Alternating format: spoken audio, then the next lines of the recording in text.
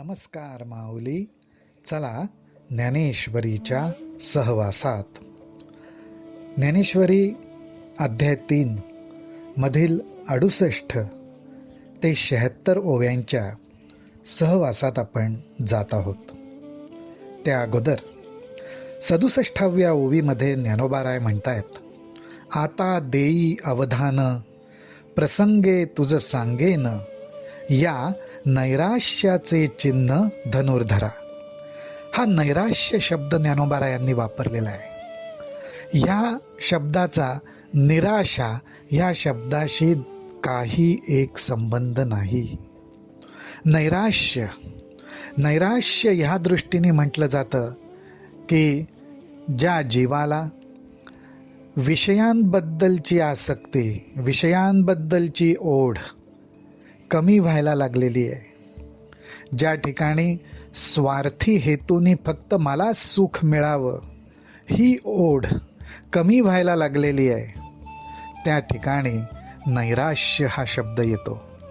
नैराश्य म्हणजे विषयांबद्दलची ओढ, स्वार्थ प्रवृत्तीने फक्त मला सुख मिळावं अशी ओढ कमी होत जाणं आणि जे चिन्ह, जी खूण, जी मनस्थिती प्रगट होणं ती नैराश्य अवस्था आहे. त्याची चिन्ह, त्याच्या खुणा ज्ञानोबारायात आपल्याला सांगतात. जो अंतरी दृढू परमात्मरूपी गूढू, बाह्य तरी रूढू लौकिकू जैसा, तो इंद्रियां आज्ञा न करी, विषयांचे भय न धरी, प्राप्त कर्म न अवघेरी, उचित जे जे. ही फार महत्त्वाची गोष्ट आपल्याला मार्गदर्शन करताना ज्ञानोबाराय सांगून गेलेत. ते म्हणतायत, प्राप्त कर्म न अवघेरी, उचित जे जे. जे आपल्यासाठी उचित आहे, जे आपल्यासाठी योग्य आहे आणि जे आपण करण्यासाठी म्हणून परिस्थितीमध्ये प्राप्त झालेलं आहे, उपस्थित झालेलं आहे, प्रगट झालेलं आहे, त्या कर्माचा जो अवहेर करत नाही, जे कर्म करणं तो नाकारत नाही, टाळत नाही, ही सुद्धा एक या नैराश्याची खूण आहे. जो साधक अंतरी दृढ, आणि हे दृढ कुठे तर आपल्या आराध्य देवतेच्या चरणांपाशी, आत्मज्ञानापाशी जो दृढ विश्वास ठेवून स्थिर राहिलेला आहे, तोच तो परमात्मरूपी गूढ. परमात्म्याचं स्वरूप जे आहे ते गूढ आहे.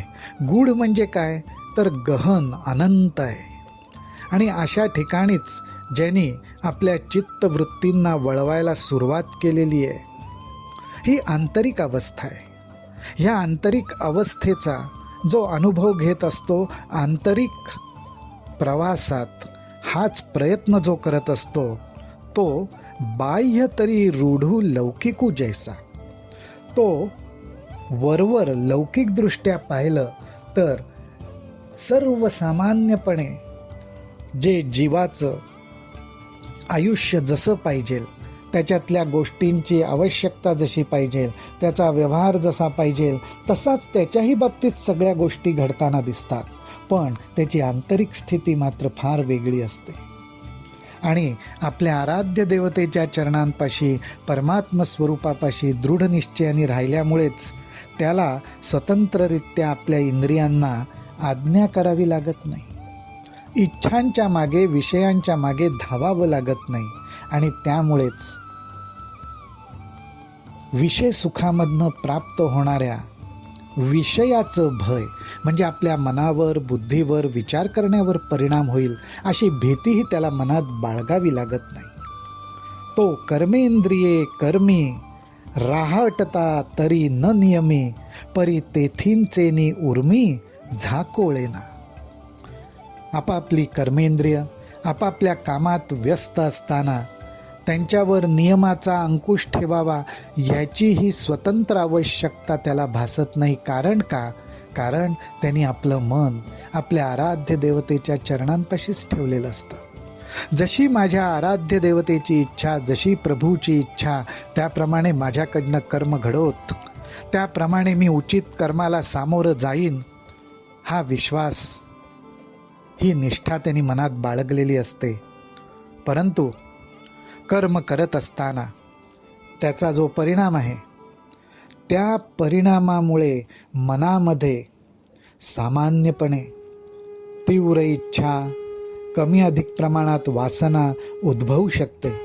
पण ज्यांनी आपलं चित्त परमेश्वराच्या चरणी ठेवायला सुरुवात केली आणि जशी परमेश्वराची इच्छा अशी मनोभूमिका धारण करायला सुरुवात केली, त्याच्या बाबतीत म्हणायचं झालं तर परी तेथीचेनी उर्मी झाकोळे ना. तिथल्या उठणाऱ्या उर्मी प्रवृत्ती त्याच्यावर परिणाम करू शकत नाहीत. तो कामना मात्रे न घेपे, मोहमळे न लिंपे, जैसे जळी जळे न शिंपे पद्मपत्र. ज्ञानोबाराय या ठिकाणी कामना म्हणजे इच्छा, वासना यांना मळ म्हणतात. वासनारूपी, इच्छारूपी मळ मनावर साचू शकतो, त्याच्यातनंच मोह निर्माण होतो, त्याचाच लेप मनावर चढतो. पण ज्यांनी आपलं मन प्रभूचरणी, प्रभूच्या नामस्मरणाच्या ठिकाणी लावायला सुरुवात केली, तर त्याच्या मनाची अवस्था कशी होते? जैसे जळी जळे न शिंपे पद्मपत्र. पद्मपत्र, कमळाचं पान आणि पाणी यांचा संबंध येतो. पाणी पद्मपत्रावर राहतं, पण पद्मपत्राला ते स्पर्श करू शकत नाही. त्याच्यावर ते स्वतंत्ररित्या राहतं, पद्मपत्र स्वतंत्र राहतं आणि ते सहजपणे त्याच्यावरून ओघळून जातं. पद्मपत्राला ओलं करू शकत नाहीत. त्याचप्रमाणे विषयांचं विष या साधकाच्या मनावर परिणाम करू शकत नाही.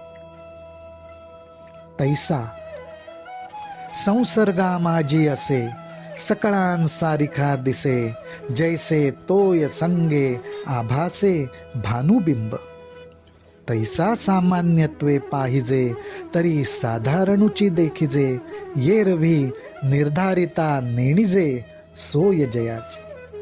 ज्ञानोबाराय म्हणतात, अहो अशा रीतीने ज्याची मनस्थिती तयार व्हायला लागली, नामस्मरणामध्ये प्रभूचरणी जो अशा रीतीने स्थिरपणे राहू लागला, तो सामान्य लोकांसारखाच दिसणार, परंतु त्याची आंतरिक स्थिती मात्र कोणालाच कळणार नाही. हीच अवस्था आपल्यालाही प्राप्त करून घ्यायची. पाण्याच्या संबंधाने सूर्याचं प्रतिबिंब वेगवेगळ्या प्रकारे प्रगट होतं, परंतु पाण्याचा स्पर्श सूर्याला काही होत नाही. ते वेगळंच राहतं. सूर्याचं बिंबाचं अस्तित्व वेगळंच राहतं. त्याचप्रमाणे सगळ्यांमध्ये असून सुद्धा तो वेगळाच राहतो. सगळ्यांमध्ये असून सुद्धा विषयांचा संसर्ग त्याच्यावर परिणाम करू शकत नाही आणि त्याला कारण एकच, त्याचं मन प्रभूच्या नामस्मरणात गुंतून राहतं. त्याचं मन परमेश्वराच्या चरणापाशी स्थिर राहतं. त्याची मनोभूमिका जशी परमेश्वराची इच्छा याप्रमाणे नम्र होऊन राहते. ज्ञानोबाराय म्हणतायत, आयशा चिन्नी चिन्नी तू देखसी तोची मुक्तू, आशा पाश रहितू ओळख पाम. अर्जुना तोची योगी विशेषिजे जो जगी, म्हणून ऐसा होय या लागी म्हणिपे तू ते. तू मानसा नियमू करी, निश्चळू होये अंतरी, मग कर्मेंद्रिये ही व्यापारी वर्ततू सुखे.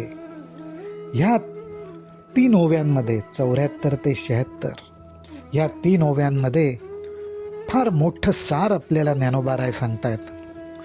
ज्ञानोबाराय म्हणतात, आशा पाश रहितू ओळख पा. हाच तो, हीच ती चिन्ह आणि हाच तो साधक जो आशा पाश रहितू आहे. आशा पाशांमधनं मोकळा झालेला आहे. आणि का मोकळा झाला? तर ज्यांनी आपलं मन आणि बुद्धी परमेश्वराच्या चरणी स्थिर करायला सुरुवात केली, त्यामुळे आता आशा पाश त्याला बांधू शकत नाहीत. ह्यालाच अर्जुना आम्ही योगी म्हणतो. अशी ज्याची मनोभूमिका, अशी ज्याची मनाची अवस्था, तोच योगी. आणि म्हणून मी तुला म्हणतोय, म्हणून ऐसा होय, म्हणून तूही असाच हो. तुझी मनोभूमिका अशी होऊ दे, तुझी विचार करण्याची पद्धत अशी होऊ दे, तुझं आंतरिक अवस्था अशी होऊ दे, म्हणिपे तू ते. आणि असं होण्यासाठी तू काय कर, तू मानसा नियमो करी. तू मनाला काही ठराविक नियमांमध्ये बांधून टाक. त्यामुळे काय होईल, निश्चळू होये अंतरी. इकडं तिकडं धावणारं मन निश्चळ व्हायला लागेल, शांत व्हायला लागेल, स्थिर व्हायला लागेल. आणि मग असं मन का एकदा स्थिर झालं की मग कर्मेंद्रिये ही व्यापारी वर्ततू सुखे. मग तुझी कर्मेंद्रिय आपापले सुखाने व्यापार करत. तू कुठल्याही बंधनात, मोहात, पाशात, आशेत अडकणार नाही. अशी मुक्त अवस्था तुला प्राप्त होईल. त्यालाच आम्ही योगी अवस्था म्हणतो. हे मार्गदर्शन ज्ञानोबारायांनी आपल्याला इथं केलेलं आहे. रामकृष्ण हरी, रामकृष्ण हरी, रामकृष्ण हरी.